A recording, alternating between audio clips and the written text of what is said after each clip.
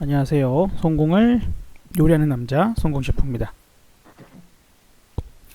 자, 오늘 우리 시장이 또 흔들기가 꽤나 나왔어요. 그리고 한때는 지난 금요일과 비슷한 모습을 보여주는 그런 형태도 있었습니다. 꽤나 밀었죠. 꽤나 밀고 다시 또 강하게 당겨냈고 마지막에 조금 아쉽게 좀 도지형을 만들면서 마무리를 하는데 이러다 보니까 조금은 이제 많은 부분들에서 대응이 어려운 그런 상황으로 좀 생각을 해야 될 것 같아요. 자, 역시나 좀 오르기가 쉽지 않습니다. 이 부분을 좀 오늘은 제가 간단하게만 좀 설명을 드려야 될 것 같아요. 일단 밤사이 환율이 제가 기준점으로 세워드렸던 이 부분이 1113원인데 와, 신기하게도 1116원 근처까지 올라갔다가 딱 끝날 때 보면 그죠? 1113원 요걸 기가 막히게 만들어내요. 그리고 나서 오늘은 쭉쭉쭉쭉쭉쭉 밀려나가는 듯했으나 또 오르내림이 좀 있었습니다. 그래서 어쨌든 환율이 최근 들어와서 다시 조금의 터닝의 모습들을 좀 보여주다 보니까 그쵸? 터닝 포인트를 만들어주기도 하고 그 다음에 공방을 벌리는 자리예요. 그래서 1113원 근처 요 부분이 위로 열리게 되면은 그 밑으로 떨어지고 이 밑으로 떨어지게 되면은 환율이 밑으로 내려오게 되면 지수는 올라간다 라고 좀 말씀을 드렸어요. 그랬는데 지금 그 자리에서 계속 공방을 벌린다는 건 어쨌든 왜 1113원인가에 대한 부분이 어떤 이유를 갖고 있든지 간에 의미가 있구나, 그런 부분들과 함께 지금 이 지수적 자리, 여기도 마찬가지로 공방을 벌릴 수밖에 없는 자리구나 라는 것들을 알 수 있습니다. 오늘 하루만 놓고 보자 그러면 저는 이제 아침에 이렇게 선을 그어 놓고 대응을 좀 했어요. 그래서 뭐 꾸준히 보신 분들은 아시겠지만 위로부터 3100 뭐 5포인트 3115와 25, 그 다음에 요 위로도 쭉 있었습니다만 뭐 이제 너무 복잡하니까 최근 가까운 것만 표시를 남겨놓으면 위로 3085 그쵸? 의미가 계속 있는 자리였고, 그래서 금요일이나 아니면 또 지난 목요일 그리고 어제 같은 경우에도 공방을 좀 벌렸던 자리이기도 해요. 자, 그리고 밑으로는 3065를 지금 또 중점적으로 봤는데 오늘 이제 그 자리 근처에서 시작을 해서 쭉 밀었어요. 그래서 제가 얼마까지 밀릴 것이냐라고 봤을 때는 매우 강하게 밀었다가 땡겨버린, 그죠? 연속적으로 3일 하락을 하다가 땡겨버린 자리가 바로 이 자리죠. 그래서 대략적으로 3040포인트입니다. 지난 금요일 저점. 그래서 오늘 세게 때려 먹는다면 3040 정도는 갈 거고 그 저점이 깨질 수도 있고, 그 밑에서는 풋을 절대 쫓아가면 안 되고 그 자리에서 우리는 풋을 좀 수익 실현을 하고 그 다음에 위로 올라간다면 최대 올라갈 수 있는 진폭을 3085 정도를 봤어요. 뭐 결과적으로는 오늘 조금 더 올라갔습니다. 94 정도까지 올라갔으니까 좀 은근히 많이 올라가 봤지만 어쨌든 거기는 저항이에요. 그렇기 때문에 종가상으로는 다시 내려와서 끝나는 그런 모습을 보여준 거죠. 저는 아마 목요일날 시장이 좀 다시 한번 진폭이 커질 것 같고요. 내일은 미국 시장이 오늘 뭐 폭락으로 더 이어져서 하락을 하지 않는다면, 왜냐면 이제 밤사이 미국 시장, 특히 그 중에서도 상징적인 나스닥 시장이 지금 제가 그동안 계속 말씀드렸던 21선이 깨져버리면 위험하다라는 말씀을 드렸었어요. 근데 지난번 1월 29일 깼다가 바로 다음날 들어올렸죠. 다음 거래일에. 그렇기 때문에 저런 식으로 하루 만에 들어올린다면 문제가 없을 수 있습니다. 21선 위에 놀아야 추세가 유지가 되는 부분들이고, 요게 이탈돼 버린다라면 우리는 다시 생각을 좀 해봐야 돼요. 그러니까 이제 오늘 밤 들어올릴 때는 아마도 이 20일 이동평균선의 저항을 만나겠죠. 넘지 못할 가능성이 있단 말이에요. 그러니까 강력한 상승으로 이루어져야 되고, 이 21선을 개파라고 그랬기 때문에 좀 위험성은 있어 보입니다. 지금 뭐 최근에 계속 얘기가 되고 있는 것이 금리가 상승하고 있다, 국제금리가 상승하고 있다라는 얘기인데, 이제 와서 얘기하면 뭐해? 그죠? 저는 요 꼭대기에서 얘기를 했었잖아요. 우리나라뿐만 아니라 미국도 그렇고 우리나라도 채권 금리가 계속 상승하네요. 요건 조금 문제가 있습니다 라는 이야기를 드렸고, 어떤 이유를 나중에 갖다 붙이던지 간에 일단은 우리가 고점에서 대응을 해야만 되는 부분들이에요. 자, 그 다음에 코스닥 같은 경우는 제가 이렇게 말씀을 드렸습니다. 어제 같은 경우에도 요번에는 바로 이 60일 이동평균선에서 사면 안 된다. 지금 지난 금요일 날 60선 닿기 전에 오전 영상에서는 60선 정도 가면 사야죠. 이제 그렇게 말씀을 드렸고, 올라오는 대로 바로 다음날 20선 터치해 버렸으니까 이거 이렇게라도 못 넘어가면 바로 팔아야 됩니다 라는 말씀을 좀 긴박하게 어떻게 보면, 근데 저는 그렇게 짧은 대응에 대한 부분들도 세세하게 잡아드리는 사람이잖아요. 그죠? 대부분은 이런 흐름을 잡아내지 못하기 때문에 그렇게 디테일하게 말씀하시는 분들이 많지는 않을 수도 있어요. 어쨌든 간에 저는 이렇게 봅니다. 이제는 요 920포인트 정도까지는 떨어져야, 그래야 코스닥 매수에 대한 부분을 보자. 지난 저점, 그죠? 지난번에 강력하게 떨어졌다가 들어올린 그 자리, 그 정도까지 떨어진다면, 그러면 한번 저점에 대한 매수 포인트를 볼까. 여기서도 강력하게 상승을 일으켰던 자리이거든요. 12월 말에. 그래서 그 정도까지는 좀 더 떨어지는 상황을 보고 대응했으면 좋겠고요. 시장에서 상징적인 종목이 있을 수 있어요. 시장에서 상징적인 종목, 예를 들어서 지금 뭐 우리가 뭐 삼성전자, 그죠? 당연히 상징적인 종목이죠. 그 다음에 SK 하이닉스. 근데 최근에는 보시다시피 삼성전자보다는 SK 하이닉스가 더 날뛰고 있는 상황입니다. 오늘도 플러스를 만들었고 신고가를 또 찍어보는 그런 모습, 14만원. 그렇기 때문에 삼성전자는 보조를 맞추고 있고, 현재 잠깐 이제 메인이 정말 쉬고 있는 거고, 그 사이에 하이닉스가 힘을 내고 있으니, 하이닉스가 빠지지 않는다면, 하이닉스가 급락스럽게 빠지지 않는다면, 뭐 이런 날들 보면 4%, 그죠? 5% 이렇게 빠지니까 하이닉스 치고는, SK 하이닉스 치고는 4, 5% 빠지면 많이 빠지는 거잖아요, 하루에. 그죠? 그래서 지금 어쨌든 하이닉스 또 마찬가지로 22동 평균선 정도를 깰 정도의 좀 급격한 하락이 나오지 않는다면, 시장은 그렇게까지 급락으로 가지는 않겠구나 라고 생각하시고, 상징적인 종목을 한번 하이닉스로 집어서 생각을 해보자 라고 좀 말씀을 드려요. 자, 그리고 저는 이제 기아차에 대해서 78,000원 깨지면, 계속해서 말씀드렸던 거죠. 78,000원 깨지면 75,000원까지 떨어질 거 각오하고 조금씩 사모으면 좋겠다라는 의견을 저는 제 개인적으로 갖고 있다라고 말씀을 드렸습니다. 한번 스스로도 생각을 해보세요. 요번에 이제 기아차뿐만 아니라 이제 현대차에서 아이오닉 5 이제 공개가 되고, 그 다음에 기아차 자체에서는 K8, 사이즈가 5m가 넘어요. 그랜저의 아성을 무너뜨릴 수 있을까? 좀 쉽지는 않겠지만 그래도 차 하나는 정말 잘 만들어진 것 같습니다. 어쨌든 또 돌아다니는 걸 좀 봐야 되겠지만, K8이 또 하나의 이제 좋은 효자 상품이 될 수 있다. 이제 완성차들은 신차 효과들이 나타날 수도 있기 때문에 그런 부분들에서는 좀 생각하고 고려해 볼 수 있지 않을까 좀 생각이 듭니다. 자, 그리고 코스닥이, 저는 아직 제가 계속 말씀드렸잖아요. 코스피보다 코스닥이 더 안 좋을 거야 라고 계속 말씀드렸는데, 오늘도 나름 이걸 저점이다 생각하실 수도 있고요. 실제 저점이 될 수도 있습니다. 하지만 저는 920까지 보는 이유, 혹은 아직 좀 더 뭔가가 강한 힘을 발휘했으면 좋겠다. 그것이 일반 주식에서 어차피 지수라고 하는 것은 합이잖아요. 그죠? 평균값이기 때문에, 합에 대한 평균값이기 때문에, 그렇게 놓고 보면은 코스닥을 바라보는 관점의 상징 종목은 지금 이제 매번 바뀝니다. 매번 바뀌는데, 지금 바라보는 관점은 시젠을 보고 싶습니다. 시젠도 나름 대장주로서 역할을 했던 종목이죠. 역할을 했던 종목이고, 어느새 힘을 잃기 시작하더니 이제 백신 뭐 나오고 이제 하다 보니까 이제 좀 정리돼 가겠지 하는 부분들인데, 아무튼 간에 고점 대비해서 상당히 많이 떨어졌어요. 그렇기 때문에 그런 관점들을 우리가 고려하고 생각해 봤을 때 이 시젠이라는 종목이 더 이상 하락하지는 않아야 된다.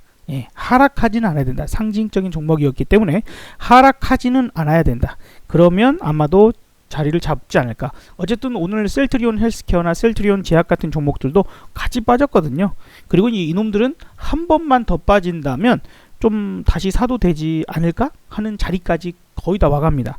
여기서 추가 하락만 나온다면, 만약에 내일 셀트리온 헬스케어나 셀트리온 제약 같은 종목이 빠져 뭐 12만원 근처까지 빠진다, 그러면 잠깐 단기적으로라도 한번 접근해 볼만 하지 않을까 싶어요.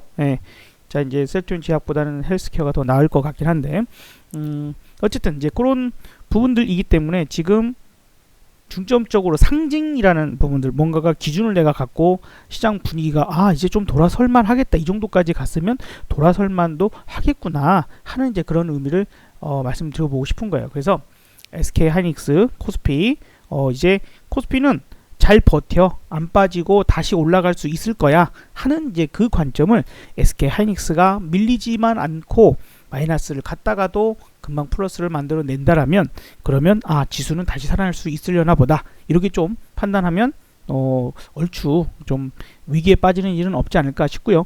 코스닥은 시젠이라는 종목이 이제 더 이상 안 빠지면, 안 빠지고 좀 플러스 내면서 만들어내면 이제 지수도 이제 반등할 수 있겠나 보다, 코스닥도. 그러면 코스닥의 나름 시장에서 좀 많이 떨어졌던 주도주 섹터에서 종목을 주워먹기를 해볼 수 있는 그런 부분들을 좀 고려해보자 라는 관점에서 오늘 말씀을 드려봅니다. 그래서 뭔가가 시장에서 자꾸 이제 지금 이 자리에 상징적인 종목들이 이런 거구나, 그 다음에 요것이 이 종목만 더 빠지지 않는다라면 괜찮을 수 있겠다라는 이제 부분들도 좀 생각을 해보시고요. 지금 오늘도 막 많이 흔들고 좀 밑으로 쭉 빠졌는데, 그렇게 빠졌을 때 아까 예를 들어서 뭐 시장이 더 이상 빠지지 않는다거나 혹은 코스닥이 920포인트 이렇게까지 하락을 했을 때, 그래서 진짜로 그때 주워먹기 해볼 만한 종목은 또 뭐가 있을까라고 고민을 좀 해볼 수가 있겠죠. 자, 일단 이거는 이제 저의 그냥 개인적인 그런 관심 종목이니까 참고만 하셨으면 좋겠어요. 어쩔 수 없죠. 자, 일단은 대형주 중에서는 좀 기아차 관심 있게 보고 있고요. 그 다음에 쭉 이제 코스닥 기준이에요. 코스피 종목인데, 그죠? 코스피 종목이지만 코스닥 코스피 종목입니다. 종목은 코스피 종목인데 코스닥이 920포인트까지 간다면 한미사이언스 충분히, 그때 가격이 얼마일지 모르겠지만 920포인트를 코스닥 간다면 충분히 주워먹기 정도는 해볼 수 있는 그런 종목일 것 같고요. 그 다음에 뭐 나름 이제 종목이 많이 보입니다. 그리고 시젠이라는 종목 자체도 아마 그것까지 간다면 시젠도 주워먹기 할 수 있는 자리가 될 거고, 지금 사람들이 떨어지는 칼날 잡지 말라 그래요. 근데 그 떨어지는 칼날의 저점이 어딘지를 모르니까 그런 소리 하는 거거든요.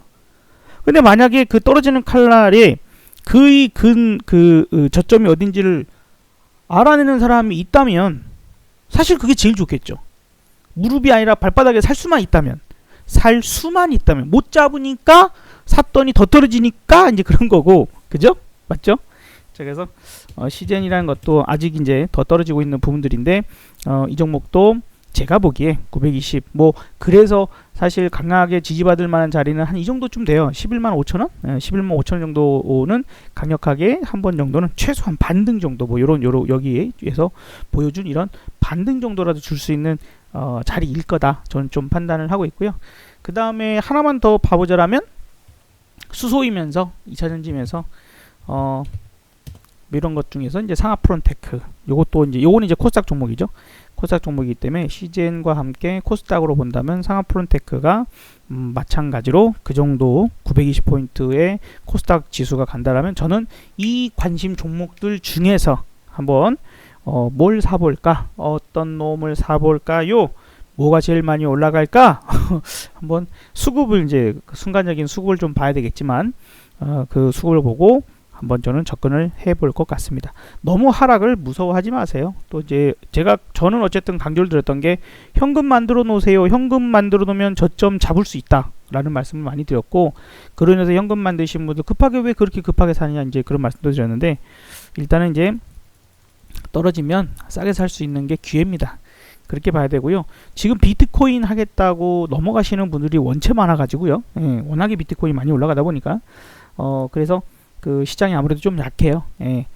특히 개인들이 이전과는 좀 많이 달라졌고, 매수가 들어와도 이전처럼 아주 매우 적극적인 공격은 아닙니다. 그런 포인트고요.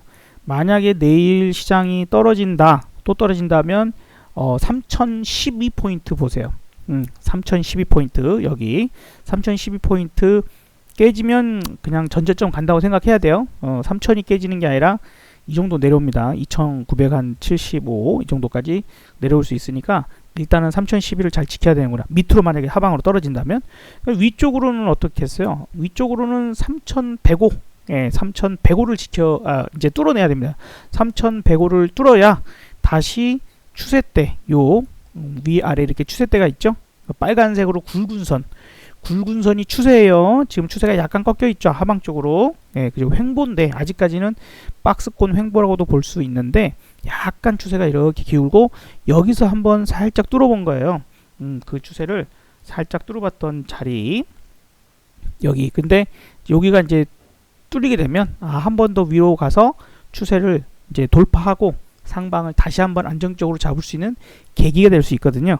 그러려면 거기를 뚫어내야 될 자리가 3105라고 저는 보고 있습니다. 3105. 어쨌든 상징적으로 21선 뚫어야 돼요. 네, 그렇지 않으면 어차피 못 가는 거니까. 맞잖아요. 위로 그 자리에 20선 못 뚫으면 못 가는 거지. 근데 그걸 뚫어낸다면 그만큼 아직 시장은 죽지 않았어 라고 생각하면 되고, 금리 상승에 대한 이제 우려가 이제 현실화돼서 조금 내려왔는데, 그래서 특히 중소형주가 많이 내려왔죠.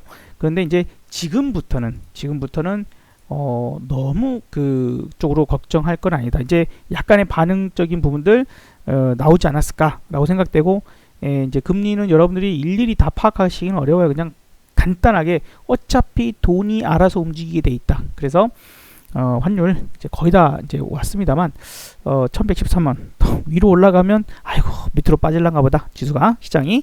그 다음에 다시 원화 강세 밑으로 하락하려면 올라가려나 보다 라고 생각하시는 게 좋을 것 같습니다. 현재 미국 선물은 플러스예요. 나스닥은 0.57 플러스를 만들어내고 있기 때문에 오늘 미국 시장이 반등 좀 시도를 할 텐데, 이거를 무조건 성공한다 뭐 어쩐다 이렇게 할 수는 없어요. 예. 근데 중요한 건 20선을 뚫지 못하면 어쨌든 우리 시장은 계속 흔들릴 겁니다. 예, 20선 미국 나스닥 기준에. 그리고 이 아저씨 때문에 요즘 그저 시끌시끌해요. 이 아저씨 때문에 지금 비트코인이 아주 폭등했다가 아주 개구지인 표정인데, 이 아저씨 입방정에 지금 비트코인 가격이나 뭐 테슬라 가격조차도 좀 이제 비트코인이 비싸다고 하는 바람에 비트코인도 빠지고 또 비트코인을 많이 산 테슬라도 빠지는 그런 모습이 좀 보여졌고, 사실 이제 좀 이벤트적인 그런 입장인 것 같지만 제니 옐런이나 라가르드 총재 같은 사람들도 지금 비트코인에 대해서 상당히 많이 경고를 하고 있고, 뭐 제니 옐런이 아니라 이제 워렌 버핏이랄지 그 다음에 빌 게이츠 같은 사람들도 사실 상당히 좀 많이 우려를 표하고 있어요. 표하고 있고, 이게 뭐야 그러면서 막 뭐라 하고 있는 부분인데, 아이고 이제 연세가 많이 드셨군요. 옛날 같지 않으시네. 그래서 이게 원래부터 계속 얘기가 나왔던 건데 거기다가 괜히 이제 앨런 머스크가 입방정을 떠는 바람에 빠졌어요. 코인 매매로 넘어가신 분들 부디 좀 조심하시는 게 좋을 것 같고요.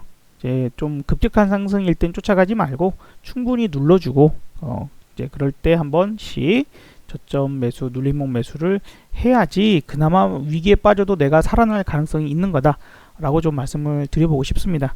자, 어쨌든 오늘 추가 하락이 나올 시 좀 관심 있게 제가 보고 있는 종목들에 대해서 말씀을 좀 드려봤고요.